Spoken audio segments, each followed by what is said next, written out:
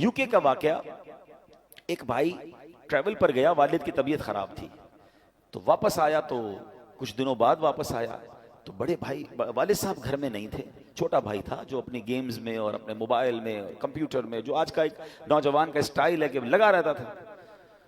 تو کہا والد صاحب کہاں ہیں؟ کہا والد صاحب کی تو ڈیتھ ہو گئی تھی. تو کہا مجھے انفارم کیوں نہیں کیا؟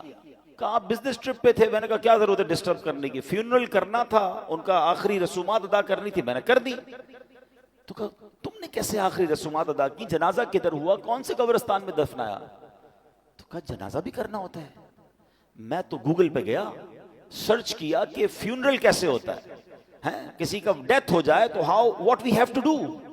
تو گوگل نے مجھے 4-5 آپشن دیے، میں نے سب سے سستا والا جو آپشن تھا ان پر کال کیا، وہ آئے اور ابو کو لے گئے، بس فنش.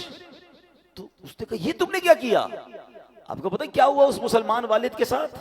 جب سرچ کیا کہ کس فیونرل والے کو دیا ہے، تو جو سب سے سستا آپشن تھا کہ وہ میتوں کو آگ لگایا کرتے تھے.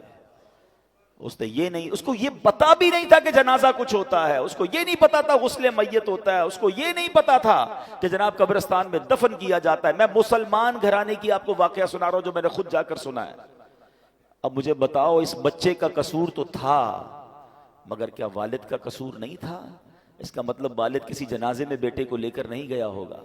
اس والد نے موت اور قبرستان کے بارے میں، تدفین اور غسل کے بارے میں نہیں بتایا ہوگا. ہر چیز بچوں کو دلا دی مگر نہ سکھایا تو دین نہ سکھایا. میں اور آپ دنیا سے جانے والے ہیں، ہم سب نے مرنا ہے، اور اس والد کی قسمت کتنی پیاری ہوگی کہ اس کے مرنے کے بعد اس کی اولاد اس کے لیے دعائے مغفرت کرے، اس کے لیے ایصال ثواب کرے. مگر یہ سکھائیں گے تو کریں گے نا. ہمارے بچے تو زندگی میں ہمارے سامنے نماز نہیں پڑھ رہے، ہمیں ٹینشن نہیں ہے. میں سچ بتاؤں آپ کو، زندگی میں کچھ کر سکیں یا نہ کر سکیں، اپنے بچوں کو کسی طرح 5 وقت کا نمازی بنا جائیے گا. پہلے تو خود بننا پڑے گا نا اس کے لیے. والد وہ بچہ دیکھتا ہے ابو رمضان میں نمازیں پڑھتے ہیں، اس کے بعد تو میرے والد بھی جمعے کی پڑھ لے تو بڑی بات ہے. تو بچے کو بھی آپ ایکچولی ہم اپنے بچوں کو پریکٹیکلی پریکٹس کرا رہے ہیں کہ بیٹا نماز تو جمعے کی پڑھنی ہوتی ہے، باقی ضروری نہیں ہے. تو آپ سوچیں ہم خود تو دین سے دور کر رہے ہیں، ہم نے گھر میں کون سا ماحول بنایا ہے. ورنہ یقین کریں خوش نصیب ہے وہ والد، اگر اس کی اولاد نمازی بن جائے نا، تو آپ کہیں نہ کہیں کہ بیٹا مرنے کے بعد دعا کرنا. وہ دن میں 5 بار با وضو ہو کر قبلہ رو بیٹھ کر اتحیات کے عالم میں کئی بار کیا کہے گا؟ ربنا اغفر لی ولوالدی وللمؤمنین یوم یقوم الحساب.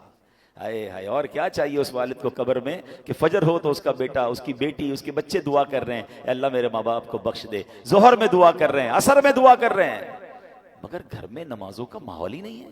عید کی نماز پڑھ لی تو پڑھ لی، اب تو جمعے کی نماز بھی لوگوں کی سنا ہے قضا ہونے لگ گئی ہے. nobody have tension. اپنے لیے بھی ٹینشن نہیں ہے، بچوں کے لیے بھی نہیں ہے.